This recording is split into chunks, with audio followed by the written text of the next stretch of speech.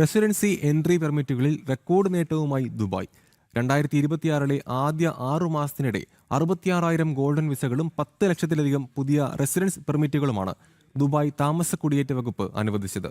9 ലക്ഷത്തിലധികം പെർമിറ്റ് പുതുക്കലുകളും 50 ലക്ഷത്തിലധികം എൻട്രി പെർമിറ്റുകളും അനുവദിച്ചിട്ടുണ്ട്.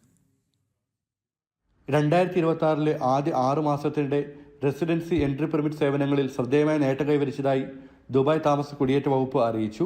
ഈ കാലയളവിൽ 10 ലക്ഷത്തിലധികം പുതിയ റെസിഡൻസ് പെർമിറ്റുകളും 9 ലക്ഷത്തിലധികം പെർമിറ്റ് പുതുക്കലുകളും 50 ലക്ഷത്തിലധികം എൻട്രി പെർമിറ്റുകൾ അനുവദിച്ചതായി അധികൃതർ വ്യക്തമാക്കി.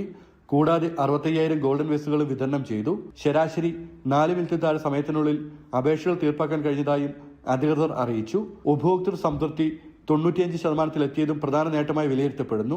5 വർഷത്തെ മൾട്ടിപ്പിൾ എൻട്രി ടൂറിസ്റ്റ് വിസ ഉൾപ്പെടെയുള്ള വിവിധ വിസ സേവനങ്ങൾക്കും മികച്ച പ്രതികരണമാണ് ലഭിച്ചത്. ബന്ധുക്കളെ സുഹൃത്തുക്കളെ സന്ദർശിക്കാൻ ആയിരക്കണക്കിന് വിസകൾ അനുവദിച്ചതിനൊപ്പം വിദേശത്ത് താമസിക്കുന്ന ചില രാജ്യങ്ങളിലെ പൗരന്മാർക്കായി പ്രത്യേക എൻട്രി വിസകൾ അനുവദിച്ചു.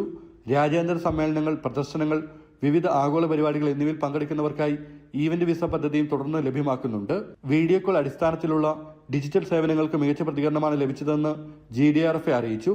ആദ്യ 6 മാസത്തിനിടെ 19,500 ഇടപാടുകൾ ഈ സംവിധാനത്തിലൂടെ പൂർത്തിയാക്കിയതായും ശരാശരി കാത്തിരിപ്പ് സമയം വെറും 5 മിനിറ്റിൽ താഴെയായിരുന്നുവെന്നും അധികൃതർ വ്യക്തമാക്കി. ജനം, ദുബായ്.